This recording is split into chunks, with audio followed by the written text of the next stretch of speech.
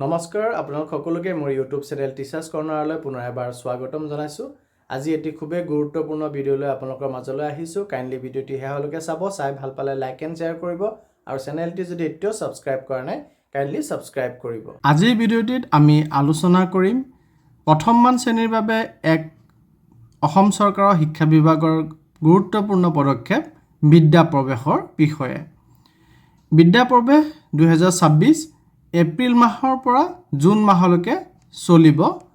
বিদ্যা প্ৰৱেশ প্ৰগ্ৰামটো হৈছে এটা 3মহীয়া স্কুল প্ৰস্তুতি কাৰ্যসূচী যি ক্লাছ 1ত নতুনকৈ ভৰ্তি হোৱা ছাত্ৰ ছাত্ৰীসকলৰ বাবে আৰম্ভ কৰা হৈছে।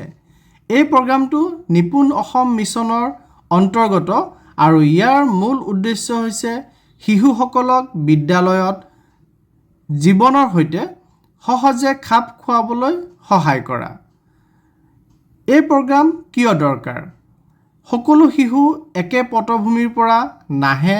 কিছুমান শিশুৰ অংগনবাদী বা প্ৰি স্কুল অভিজ্ঞতা থাকে, আন কিছুমান শিশু একেবাৰে প্ৰথমবাৰৰ বাবে স্কুললৈ আহে আৰু প্ৰথমমান শ্ৰেণীত নামভৰ্তি কৰে। এইবাবে শিশুসকলক একে লেভেললৈ আনিবৰ বাবে এই প্ৰগ্ৰাম আৰম্ভ কৰা হৈছে। এই প্ৰগ্ৰামৰ উদ্দেশ্য হৈছে শিশুসকলৰ বাবে এটা স্নেহময় আৰু স্বাগতমূলক পৰিৱেশ সৃষ্টি কৰা, খেলা ধূলা ভিত্তিক শিক্ষাৰ জৰিয়তে তেওঁলোকক শিকোৱা অৰ্থাৎ প্লে বেছ এক্টিভিটিৰ জৰিয়তে তেওঁলোকক শিক্ষাদান কৰা আৰু বেছিক লিটাৰেচি আৰু নিউমেৰেচি তেওঁলোকৰ উন্নত কৰা। এই বিদ্যা প্ৰৱেশ প্ৰগ্ৰামৰ সময়সীমা হৈছে 2026 চনৰ এপ্ৰিলৰ পৰা 2026 চনৰ জুন মাহলৈকে আৰু চৰকাৰী আৰু ব্যক্তিগত অৰ্থাৎ গভৰ্ণমেণ্ট, প্ৰভিন্সিয়েলাইজ আৰু প্ৰাইভেট সকলো বিদ্যালয়তে এই বিদ্যা প্ৰৱেশ কাৰ্যসূচী প্ৰয়োগ কৰা হ'ব। শিক্ষকসকলক এই বিষয়ে আলোচনা কৰিবলৈ বা এই বিষয়ে তেওঁলোকক ট্ৰেইনিং আৰু ক্লাষ্টাৰ মিটিঙত আলোচনা কৰা যাব। কাৰ্যকৰী কৰিবৰ কাৰণে বিদ্যা প্ৰৱেশক DPO, DSCG আৰু BSCGৰ সদস্যসকল জড়িত থাকিব।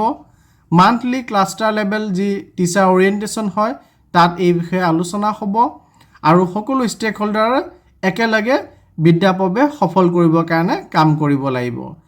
এই বিদ্যা প্ৰৱেশ এক গুৰুত্বপূৰ্ণ পদক্ষেপ হয় যিয়ে শিশুসকলক শিক্ষা জীৱনৰ এক শক্তিশালী ভেটি গঢ়ি তোলাত সহায় কৰে।